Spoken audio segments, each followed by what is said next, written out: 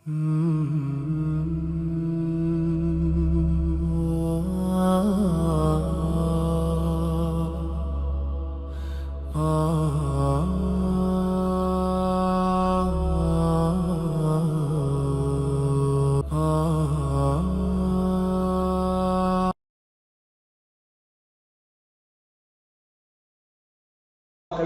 சொல்லும்.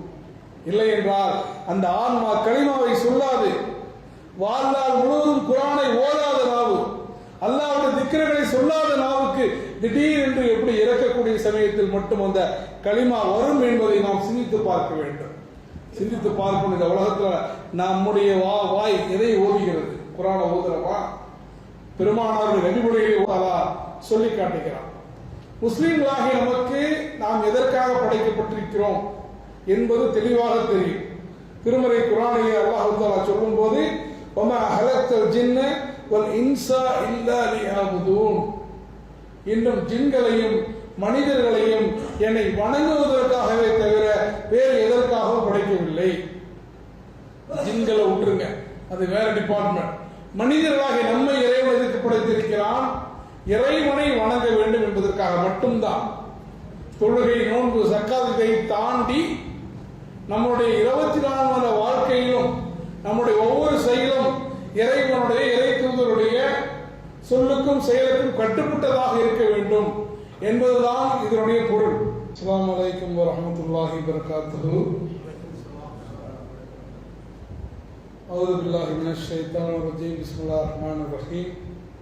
இன்னல் ஹம்துலில்லாஹ் நஹ்மதுஹு வ நஸ்தஈனுஹு வ நஸ்தக்ஃபிருஹு வ நு'மினு பிஹி வ நதவக்கலு அலைஹி வ நஊது பில்லாஹி மின் ஷுரூரி அன்ஃபுஸினா வ மின் ஸய்யிஆத்தி அமாலினா. மை யஹ்தியல்லாஹு ஃபலா முضில்ல லஹு வ மை யுضلل ஃபலா ஹாதிய லஹு. வ அஷ்ஹது அன் லா இலாஹா இல்லல்லாஹ் வ அஷ்ஹது அன்ன முஹம்மதன் அப்துஹு வ ரசூலுஹு. அம்மா பஅத். யா அய்யுஹன் நாஸ் தக்கூ ரப்பக்கும் அல்லதீ ஹலகக்கும் மின் நஃப்ஸின் வாஹிதா வ ஹலக மின்ஹா ஸௌஜஹா وبث منهما رجالا كثيرا ونساء واتقوا الله الذي تساءلون به والارحام ان الله كان عليكم رقيبا. يا ايها الذين امنوا اتقوا الله حق تقاته ولا تموتن الا وانتم مسلمون. رب اشرح لي صدري ويسر لي امري واحلل عقدة من لساني يفقهوا قولي. ربي زدني علما ربي زدني علما ربي زدني علما. நம்மை எல்லாம் படைத்து பரிபாலித்து பாதுகாத்து காத்துக் கொண்டிருக்கக்கூடிய, வார்த்தைகள் வர்ணைக்குள் செயல்படுத்த முடியாத அந்த ஏக இறைவனை துதித்தவனாக, அவனுடைய சாந்தியும் சமாதானமும் இந்த உலகத்தில் இறுதி தூதர், அகிலத்தின் அருட்கொடை, நமது உயிரினும் மேலான முஹம்மது நபி ஸல்லல்லாஹு அலைஹி வஸல்லம் அவர்கள் மீதும், அன்னாருடைய கண்ணியமிக்க குடும்பத்தினர்கள், சத்திய சஹாபாக்கள், தாபீன்கள், தபோ தாபீன்கள், இமாம்கள், சுஹதாக்கள், மேலும் இந்த வெள்ளிக்கிழமை இறைவன் கடமையாக்கி இருக்கக்கூடிய இந்த ஜும்மாவை நிறைவேற்றுவதற்காக, அதுவும் ஜும்மாவுடைய தொடக்கத்திலேயே வந்திருக்கக்கூடிய நம் அனைவர்கள் மீதும் அந்த இறைவனுடைய வற்றாத பெருங்கருணையும் கிருபையும் பொழியப்படட்டுமாக என்று பிரார்த்தித்தவனாக இந்த ஜும்மாவுடைய உரைக்கு சொல்கின்றேன். அன்பார்ந்த சகோதர சகோதரிகளே, பெரியோர்களே, தாய்மார்களே, இன்றைய உரைக்கான கருப்பொருள் எந்த நாளுக்காக காத்திருக்கிறோம்? ஏனென்றால் அல்லாஹ் தஆலா நான் முதலில் ஓதி காட்டிய வசனத்தில் மிக தெளிவாக சொல்லி காட்டுகிறான். யா அய்யுஹல்லதீன ஆமனு தக்குல்லாஹ ஹக்க துகாதிஹி வ லா தமூத்துன இல்லா வ அன்தும் முஸ்லிமூன். அந்த வசனத்தில் சொல்லும்போது அல்லாஹ் சொல்றான், ஈமான் கொண்டவர்களே, முஸ்லிம்களே, நம்பிக்கையாளர்களே, நீங்கள் அல்லாஹ்வுக்கு அஞ்ச வேண்டிய முறைப்படி அஞ்சுங்கள். உங்களுடைய பார்வையில் அஞ்சுதல் என்பது அல்ல, அல்லாஹ்வும் அல்லாஹ்வுடைய தூதரும் எந்த அடிப்படையில் அஞ்ச சொல்கிறார்களோ அந்த அடிப்படையில் அஞ்சிக் கொள்ளுங்கள். பிறப்பது சிலர் முஸ்லீமாக பிறக்கலாம், இல்ல முஸ்லீம் அல்லாத சூழலில் சிலர் பிறக்கலாம். அதை விட முக்கியமானது உங்களுடைய மரணம் என்னவாக இருக்க போகிறது. உங்களுடைய பிறப்பு என்னவான இருந்துட்டு போட்டோம், ஆனால் உங்களுடைய மரணம் என்னவாக இருக்க போகிறது என்பதில் தான் உங்களுக்கான வெற்றி தோல்வி இருக்கிறது. எனவே உங்களுடைய முஸ்லீம்களாக அன்றி வேறு ஒரு சூழலில் நீங்கள் மரணிக்காதீர்கள் என்று அல்லாஹ் தஆலா சொல்லி காட்டுகிறான். முஸ்லிம்களாகிய நமக்கு நாம் எதற்காக படைக்கப்பட்டிருக்கிறோம் என்பது தெளிவாக தெரியும். திருமறை குர்ஆனிலே அல்லாஹ் தஆலா சொல்லும் போது வமா ஹலக்தல் ஜின்ன வல் இன்சா இல்லா லியஅபுதூன். இன்னும் ஜின்களையும் மனிதர்களையும் என்னை வணங்குவதற்காகவே தவிர வேறு எதற்காகவும் படைக்கவில்லை. ஜின்களை விட்டுருங்க, அது வேற டிபார்ட்மெண்ட். மனிதர்களாக நம்மை இறைவன் எதற்கு படைத்திருக்கிறான்? இறைவனை வணங்க வேண்டும் என்பதற்காக மட்டும்தான். தொழுகை, நோன்பு, சக்காத்தை தாண்டி நம்முடைய 24 மணி வாழ்க்கையிலும் நம்முடைய ஒவ்வொரு செயலும் இறைவனுடைய இறை தூதருடைய சொல்லுக்கும் செயலுக்கும் கட்டுப்பட்டதாக இருக்க வேண்டும் என்பதுதான் இதனுடைய பொருள். அதே அல்லாஹ் தஆலா திருமறை குர்ஆனிலே இன்னொரு இடத்திலே சொல்லும் போது, அல்லதி ஹலக்கல் மௌத்த வல் ஹயாத லியப்லுவன்னக்கும் ஐயக்கும் அஹ்ஸனு அமலா. உங்களில் எவர் செயல்களில் சிறந்தவர், எவர் அமல்களால் சிறந்தவர் என்பதை சோதிப்பதற்காக நாம் வாழ்வையும் மரணத்தையும் படைத்திருக்கிறோம். அப்போ உங்க முன்னாடி ஏன் படைக்கப்பட்டீர்கள் சொல்லிட்டேன். வாழ்க்கையும் மரணத்தையும் எதற்காக அல்லாஹ் படைத்திருக்கிறான் என்பதையும் சொல்லிவிட்டேன். இத்தனையும் தெரிந்த பிறகு இன்றைய காலகட்டம் இருக்கிறது, ஒரு கவனச்சிதறல் உள்ள ஒரு காலகட்டம். இந்த காலகட்டத்தில் நாம் வாழ்ந்து கொண்டிருக்கிறோம். இப்போது நாம் கேட்டுக்கொள்ள வேண்டும், நாம் திருந்துவதற்கு அல்லது நாம் மாறுவதற்கு, முஸ்லீமாக வாழ்வதற்கு எந்த நாளுக்காக காத்திருக்கிறோம்? அடுத்த ரமலான் வரும் வரைக்கும் காத்திருக்க போகிறோமா? இல்ல படைப்புடைய நோக்கத்தை தெரிந்த நாம் இந்த நிமிடமே அதற்காக மாறப் போகிறோமா என்பதுதான் நமக்கு முன்னால் இருக்கக்கூடிய கேள்வி. முஸ்லீம்களாக பிறந்த நம்ம எல்லாரும் ஈமான் கொள்ள வேண்டிய அம்சங்களில் முக்கியமானது மறுமையை குறித்து ஈமான் கொள்ள வேண்டும். மறுமையை ஈமான் கொள்ளாதவன் ஒரு முஸ்லீமாக இருக்க முடியாது.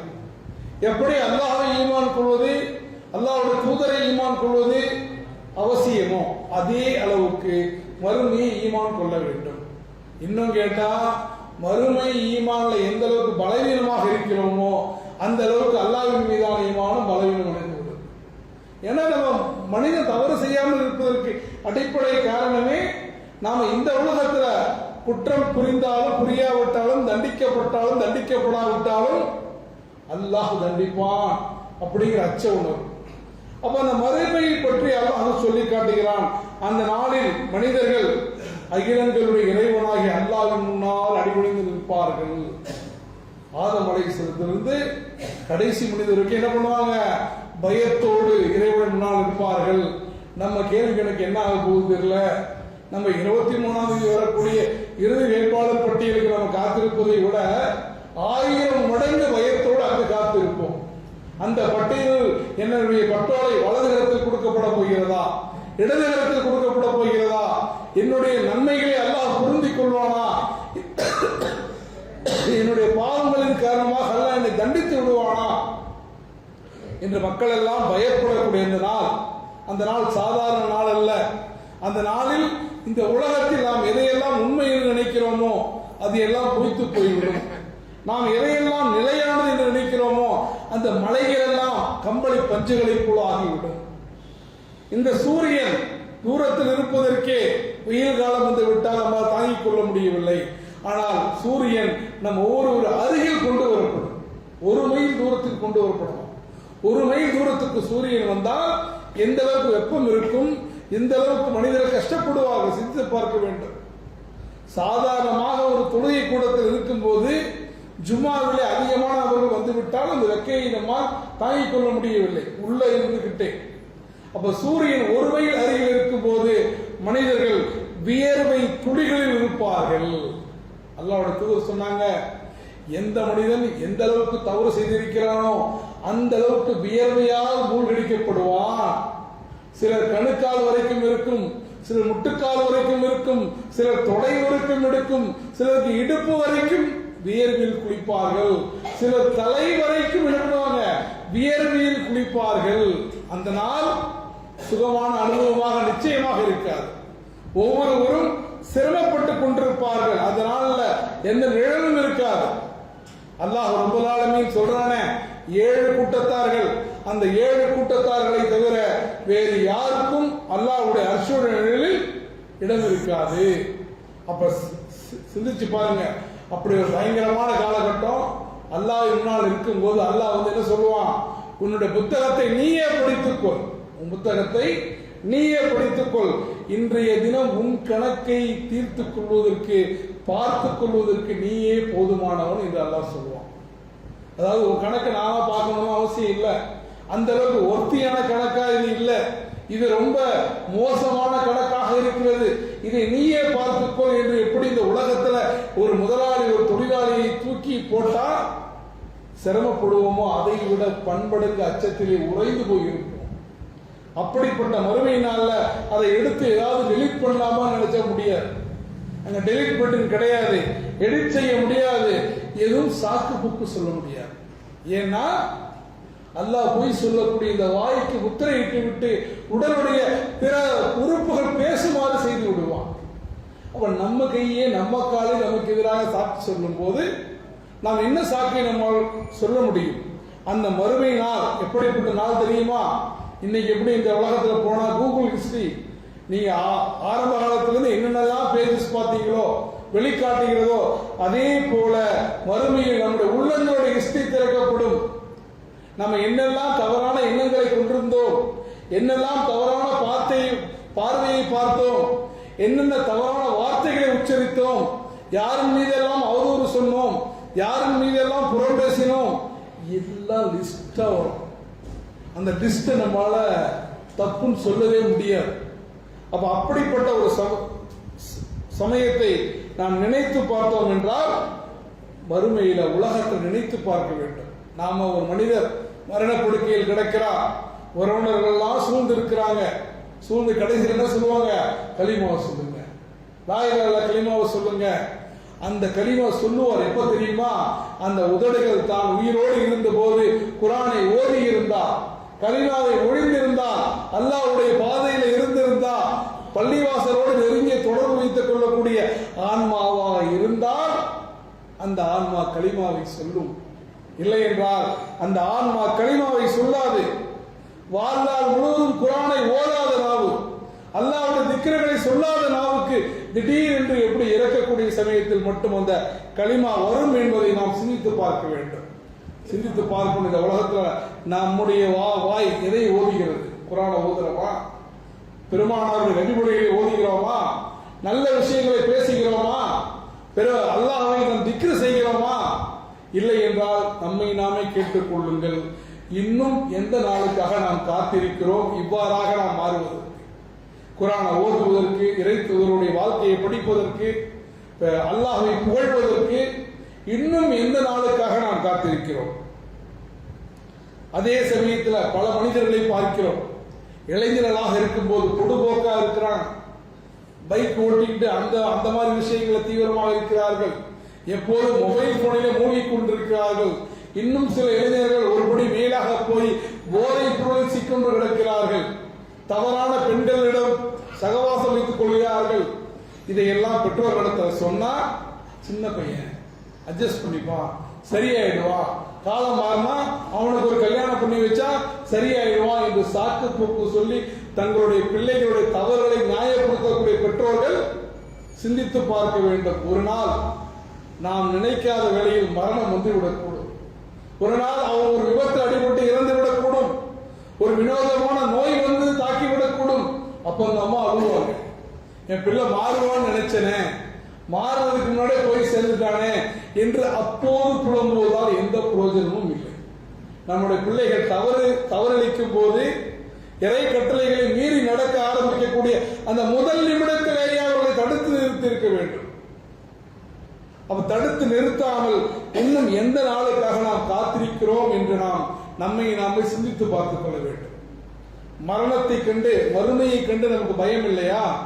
குறைந்தது கபரை கண்டாவது நமக்கு பயம் இருக்க வேண்டும். உஸ்மான் ரலியல்லாஹு அன்ஹு அவர்கள் பெருமானாருடைய 2 மகள்களை மணந்தவர்கள், இஸ்லாத்துடைய 3வது கலீஃபா. அவர்கள் கபறுகளை கண்டால் அழ ஆரம்பித்து விடுவார்கள். சஹாபாக்கள் கேட்கிறார்கள், உஸ்மானே, நீர் மறுமையை பற்றி சொல்லும் போது கூட அந்த அளவுக்கு கவலைப்படவில்லை, அந்த அளவுக்கு அழவில்லை, ஆனால் கபரை பற்றி சொன்னால் நீ இந்த அளவுக்கு அழுகிறாயே, பயப்படுகிறாயே என்று சொன்ன போது உஸ்மான் ரலியல்லாஹு அன்ஹு சொன்னார்கள், கபரு தானே தொடக்க நிலை, கபரு தானே ஒருவருடைய தொடக்க நிலை, பெருமானார் ஸல்லல்லாஹு அலைஹி வஸல்லம் சொன்னார்கள், நிச்சயமாக உங்களுடைய கபர் என்பது, உங்களுடைய கல்லறை என்பது உங்களுடைய சொர்க்கத்தின் தோட்டங்களில் ஒரு தோட்டமாக இருக்கும், அல்லது நரகத்தின் குழிகளில் ஒரு குழியாக இருக்கும். கபர்ல முடிவாயிடும். கபர் என்பது உங்களுடைய சொர்க்கத்துடைய தோட்டங்களில் ஒரு தோட்டமாக இருக்கும், அல்லது நரகத்துடைய குழிகளில் ஒரு குழியாக இருக்கும் என்று பெருமானார் சொல்லி இருக்கும் போது, கபரை கண்டால் நான் எப்படி அழாமல் இருக்க முடியும் என்பதாக உஸ்மான் ரலியல்லாஹு அன்ஹு அவர்கள் சொல்லி காட்டுகிறார்கள். இன்றைக்கு நாம் பார்க்கிறோம், மொபைல்ல கிடக்கிறோம், நெட்ஃபிளிக்ஸ் பார்க்கிறோம், அமேசான் பிரைம் பார்க்கிறோம், இன்ஸ்டாகிராம்ல இருக்கிறோம், ஃபேஸ்புக்ல இருக்கிறோம். வீண் பேச்சுக்கு நேரம் இருக்கிறது. ஆனால் கபர் தனிமையுடைய வாழ்க்கை. நீங்க இந்த உலகத்தில் எவ்வளவு பெரிய நபராக இருக்கலாம், எவ்வளவு பெரிய அந்தஸ்தில் இருக்கலாம், உங்களிடத்தில் எவ்வளவு பெரிய சொத்து சுகங்கள் இருக்கலாம், இந்த ஊரையே ஆண்டவர்களாக இருக்கலாம். ஆனால் கபர் என்று வரும்போது அங்கதான் உண்மையான சமத்துவம். எல்லோரும் தனிமையில் தான் இருப்போம். கபர்ல இருள் மட்டும்தான் இருக்கும், மண் மட்டும்தான் இருக்கும். மண் அரிக்கக்கூடிய உடம்பு இது. அப்ப நம்முடன் எது வரும்னா, நாம் ஓதிய குர்ஆன், நாம் தொழுத தொழுகைகள், நாம் செய்த நல்லமல்கள், இதுதான் நம்மிடத்தில் வரும். நம்முடைய பதவி வராது, பேங்க் பேலன்ஸ் வராது, நம்முடைய புகழ் வராது. அதே போல வறுமையில இந்த சிராத்துல் முஸ்தகீம் பாலத்தை கடக்காமல் ஒரு முறையும் சோனம் சென்று விட முடியாது. நீங்க நல்லவர்களாக இருந்தாலும் கூட சிராத்துல் முஸ்தகீம் பாலத்தை கடந்துதான் செல்ல வேண்டும். அந்த சிராத்துல் முஸ்தகீம் பாலம் எப்படிப்பட்ட பாலம்னா, ஒரு முடியை விட மெல்லிசா இருக்கும், ரொம்ப தின்னா இருக்கும். அதே போல ஒரு வாளை விட கூர்மையானதாக இருக்கும். நல்லவர்கள், இறைவனுடைய அருளை பெற்றவர்கள் அதை எளிதாக கடந்து விடுவார்கள். ஆனால் நிராகரிப்பாளர்கள், பாவிகள் அதிலிருந்து விழுந்து நரகத்துடைய ஆழத்தில் விழுவார்கள். அப்ப அந்த சிராத்துல் முஸ்தகீம் பாலத்தை நினைத்தாவது, கபரை நினைத்தாவது நாம் மாற வேண்டாமா? இன்னும் எந்த நாளுக்காக காத்திருக்கிறோம்? கபருடைய வேதனை என்பது எல்லாரையும் பிடிக்கும், யாரும் விதிவிலக்கு கிடையாது. ஸஅத் பின் முஆத் ரலியல்லாஹு அன்ஹு அவர்கள், அவங்க மிகப்பெரிய சஹாபி. அவங்க எப்படிப்பட்ட சஹாபி தெரியுமா? அவர்களுக்கு அவர்கள் இறந்த போது அல்லாஹ்வுடைய அர்ஷ் குலுங்கியது.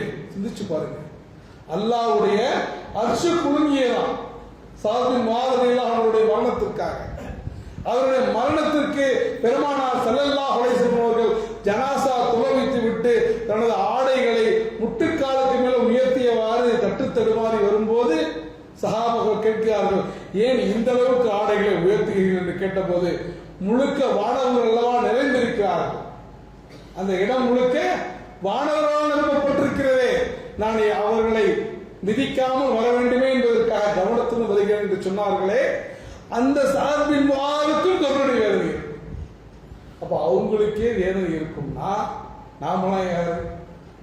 ஒன்றுமே செய்யாதவர்கள், நன்மைக்கான எந்த விஷயத்தையும் கையில் ஏந்தாதவர்கள், நாம் தெரிந்தோ தெரியாமலோ நிறைய பாவங்களை செய்திருக்கக்கூடிய இன்னும் நாம் அதை மாற்றிக்கொள்ளவில்லை என்றால், இன்னும் நமக்கு ஒரு நாள் வரும், அந்த நாள்ல மாறிக்கலாம், பின்னாடி மாறிக்கலாம், வயசான பிறகு மாறிக்கலாம், ஹஜ்ஜுக்கு போயிட்டு வந்த பிறகு நம்ம நல்லவர்களாக மாறிக்கொள்ளலாம் என்று நினைத்தீர்கள் என்றால், ஒரே ஒரு விஷயம், நம்முடைய மரணம் எப்போது யாருக்கும் தெரியாது.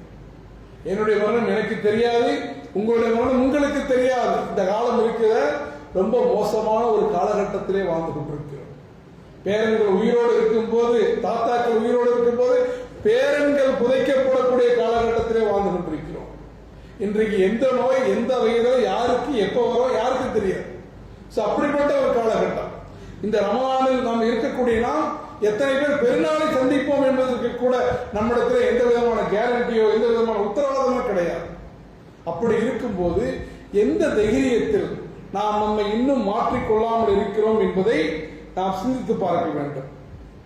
நரக நெருப்பு என்பது எப்படிப்பட்ட தெரியுமா?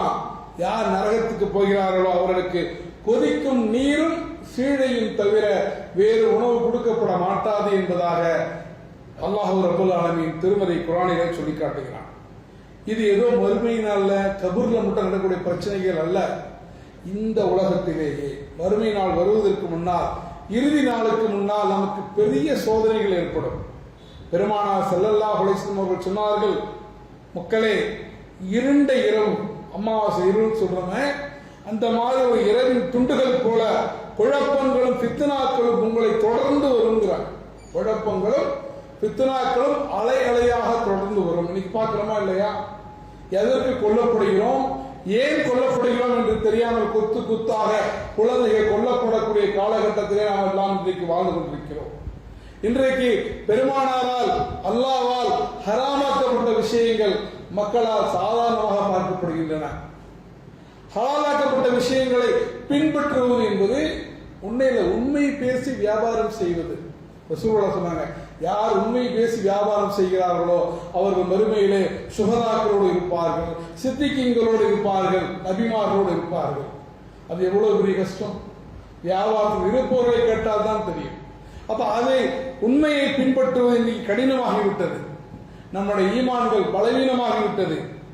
பாவங்களை அற்பமாக கருதுகிறோம். ஏன்பா இந்த பாவம் செய்யற, யார் செய்யல, நான் மட்டும்தான் செய்யறேன் என்று பாவத்துக்கு நியாயங்கள் கற்பிக்கக்கூடிய ஒரு மோசமான காலகட்டத்திலே நாம் எல்லாம் வாழ்ந்து கொண்டிருக்கிறோம்.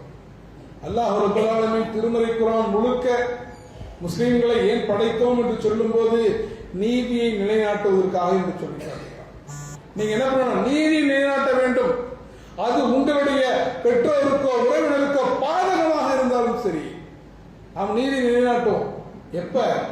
எனக்கு பிரச்சனை வராத வரைக்கும், என் குடும்பத்துக்கு பிரச்சனை வராத வரைக்கும், என் உறவுகளுக்கு பிரச்சனை வராத வரைக்கும் நீதி நிலைநாட்டுவது அல்ல. பிரச்சனை வந்தாலும் நீதியை நிலைநாட்டக்கூடிய மக்களாக நாம் இருக்க வேண்டும். பெருமானார் ஸல்லல்லாஹு அலைஹி வஸல்லம் எச்சரித்தார்கள். ஆதம் அலைஹிஸ்ஸலாம் முதற்கொண்டு கடைசி நாள் வரை எல்லா நபிமார்களும் அஞ்சிய ஒரு சோதனை தஜ்ஜாலுடைய சோதனை. தஜ்ஜாலுடைய சோதனையை பற்றி பெருமானார் விவரித்ததை போல வேறு எதை குறித்தும் விவரித்ததில்லை. அந்த அளவுக்கு தஜ்ஜால் உங்களில் ஆகச் சிறந்த ஈமான் கொண்டவனையும் மயக்கி விடுவான் என்று சொன்னார்கள். நீங்க எவ்வளவு பெரிய ஈமான் கொண்டவரா இருக்கட்டும், தஜ்ஜாலை உங்களால் வெல்ல முடியாது. தஜ்ஜால் அந்த அளவுக்கு உங்களுடைய ஈமானை வேறெடுத்து பார்ப்பான் என்பதாக சொன்னார்கள். ஆனால் இன்றைக்கு இன்னும் தஜ்ஜால் வரவில்லை. ஆனால் தஜ்ஜால், பெரிய தஜ்ஜால் வராவிட்டாலும் சிறிய தஜ்ஜால்கள் நிறைய வந்து விட்டன. செல்வத்தின் மீதான ஆசை, உலகத்தின் மீதான பற்று, எந்நேரமும் ஏதாவது ஒரு அடிக்ஷன்ல இருப்பது, புகழை தேடக்கூடியது, அந்தஸ்து, தொழில்நுட்பத்துடைய போதை, இது எல்லாமே நம்மை படைக்கப்பட்டதின் நோக்கத்தை விட்டு திசை திருப்பிக் கொண்டிருக்கின்றன. தொழுகையை விட்டு, நோன்பை விட்டு, இறைவனை வணங்குவதை விட்டு, இறை கட்டளைகளை பின்பற்றுவதை விட்டு நம்மை கொஞ்சம் கொஞ்சமாக இவையெல்லாம் விலக்கி கொண்டிருக்கின்றன. இதுல எப்படி பாதுகாப்பு பெறுவது? பெருமானார் ஸல்லல்லாஹு அலைஹி வஸல்லம் சொன்னார்களே, வெள்ளிக்கிழமை என்று சூரத்துல் காஃபை ஓதுங்கள், வெள்ளிக்கிழமை என்று சூரத்துல் காஃபை ஓதுங்கள், அது அர்த்தத்தை உணர்ந்து ஓதுங்கள், அது உங்களை தஜ்ஜாலிலிருந்து பாதுகாக்கும் என்று சொன்னார்களே. பெருமானார் 1300 வருஷத்துக்கு முன்னாடி வாழ்ந்த பெருமானார், சஹாபாக்கள் அப்பயே இதை ஓதி இருக்கிறாங்க. தஜ்ஜால் வருவான்றது நிச்சயம் அல்ல, எப்ப வேண்டுமானாலும் வரலாம்.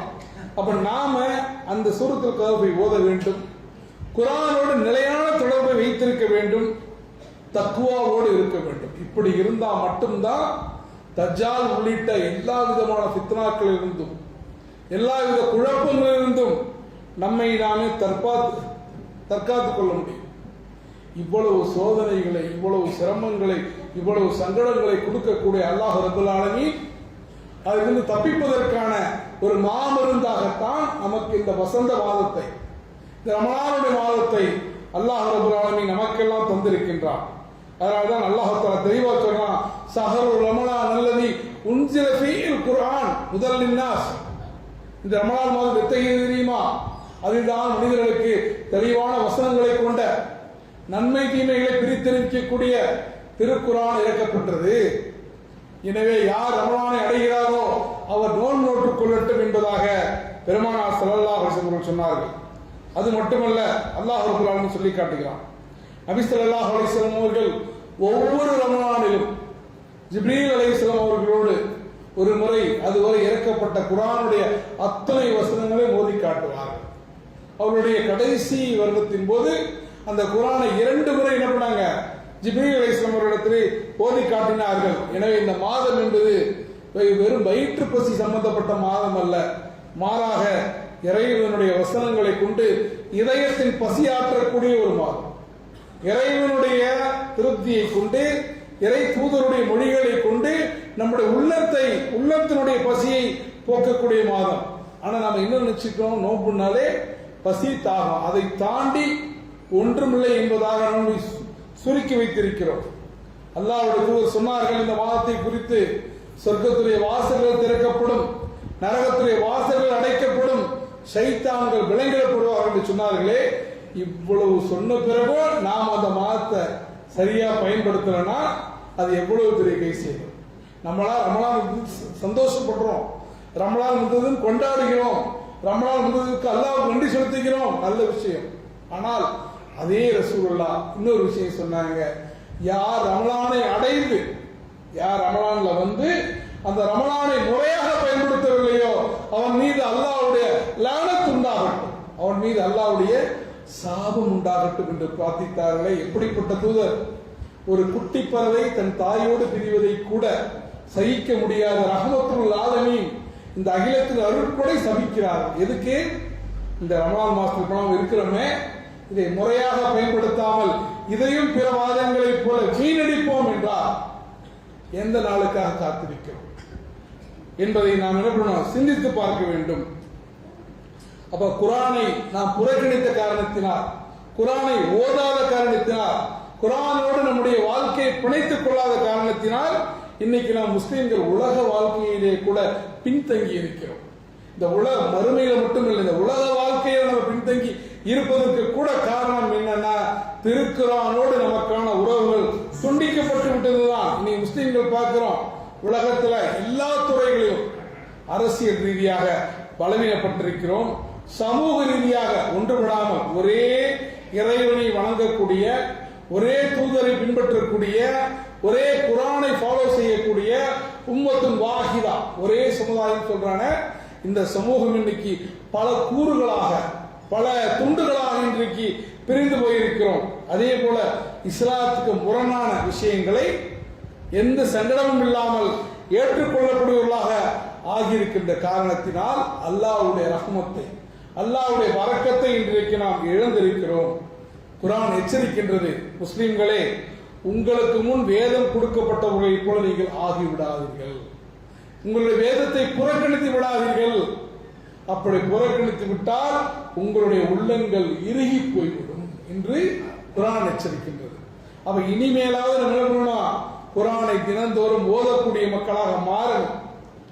அப்ப இன்றிலிருந்து நாம் என்ன முடிவு எடுக்க வேண்டும் என்றால், உரைகளை கேட்பதில் பெரிய ஃபாய்தா கிடையாது, பயான்களை கேட்பதில் எந்த மாற்றமும் ஏற்பட்டு விடாது. அந்த பயான்களை கொண்டு நாம் சில முடிவுகளை எடுக்க வேண்டும். இத்தனை வறுமையை சொல்லி இருக்கிறோம், கபரை சொல்லி இருக்கிறோம், உலகத்தில் நடக்கூடிய இழிவுகளை சொல்லி இருக்கிறோம். இதுக்கெல்லாம் தீர்வு குர்ஆனோடு நம்மை பிணைத்துக் கொள்வது என்றால், இனிமேலாவது குறைந்து இந்த ரமலான்ல ஒரு நாளைக்கு ஒரு ஜுசு என்றாவது குர்ஆனை முழுமையாக ஓதி முடிப்பதற்கு நாம் முயற்சி எடுக்க வேண்டும். இரண்டாவது, அல்லாஹ் ரப்பல் ஆலமீன் அந்த குர்ஆனை நம்மகிட்ட என்ன சொல்ல வரான், நம்மகிட்ட என்ன எதிர்பார்க்கிறான் என்பதை உணர்ந்து கொள்வதற்காக அதை அர்த்தத்தோடு ஓதிக்கொள்ள வேண்டும். குடும்பத்துடன் ஒன்று கூடி குர்ஆனை ஓதக்கூடிய பழக்கத்தை உருவாக்க வேண்டும்.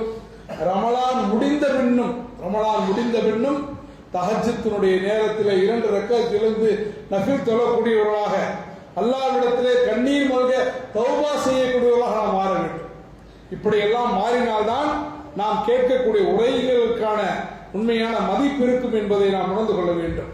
அப்ப இப்பயாவது நமக்கு நம்மளுடைய உள்ளத்தை சிந்தித்து பார்க்க வேண்டும், எப்ப நம்ம இந்த மாதிரி மாறப்போறோம், மரணம் வந்த பிறகா அல்லது மறுமை வந்த பிறகா அல்லது இப்போதே மாற வேண்டுமா என்பதை நாம் தான் சிந்தித்து பார்க்க வேண்டும். ஏன்னா நம்ம எல்லாருக்கும் தெரியும், இந்த உலகத்தில் மரணத்தை மறுக்கக்கூடிய மனிதன் யாரும் இல்லை, இல்லையா? முஸ்லீமை விட்டுருங்க, முஸ்லீம் அல்லாதவர்கள் கூட மரணம் இல்லை என்று சொல்ல மாட்டார்கள். முஸ்லீம்கள் மரணத்தை இல்லை என்று சொல்ல மாட்டார்கள், மறுமையை இல்லை என்று சொல்ல மாட்டார்கள், சோதனைகள் இல்லை என்று சொல்ல மாட்டார்கள். இது எல்லாத்துக்கும் நமக்கு தீர்வு எது? குர்ஆன் தான் என்பதை நாம் உணர்ந்திருக்கிறோம். இத்தனை உணர்ந்த பிறகும் நாம் இன்னும் மாற மறுப்போம் என்றால், இன்னும் நாம் அல்லாஹ்வுடைய தூதருடைய அடிப்படையிலே நம்முடைய வாழ்க்கையை மாற்றிக்கொள்ள மறுப்போம் என்றால், இன்னும் நாம் எந்த நாளுக்காக காத்திருக்கிறோம்? நமது வீட்டிலே வைத்திருக்கக்கூடிய குர்ஆனில் உள்ள எழுத்துக்கள் மறையக்கூடிய நாளுக்காகவா? அல்லது நாம் உடல்நலம் குன்றி நம்முடைய அன்றாட அன்றாட தேவைகளை கூட நிறைவேற்றுவதற்கு பிறருடைய உதவி தேவைப்படுமே, அந்த நாள் வந்த பிறகு மாறலாம் என்று காத்திருக்கிறோமா? வயது மூப்பின் காரணமாக கண்ணுடைய பார்வை திறன் குறைந்து கண்ணுடைய அருளை இழப்போமே, அப்ப குர்ஆனை ஓத முடியாது, அந்த நாளுக்காக காத்திருக்கிறோமா? அல்லது பார்வை நிலை கொத்தி சக்கராத்தில் இருக்கும் போது சுற்றி இருப்பவர்களெல்லாம் இது எப்ப போகும் என்று நம்மை பார்த்து பேசுவார்களே, அந்த நாளுக்காக காத்திருக்கிறோமா? குழப்பங்கள் இந்த உலகத்தில் அதிகரித்து எந்த நற்செயலும் செய்ய முடியாமல் போகக்கூடிய நாளுக்காக காத்திருக்கிறோமா? அல்லது மன்னரையில் நம்மை அடக்கி சென்றவர்கள் யாரும் இல்லாமல் மன்னரையில் நாம் தனிமையில் இருப்போமே, அந்த நாளுக்காக காத்திருக்கிறோமா?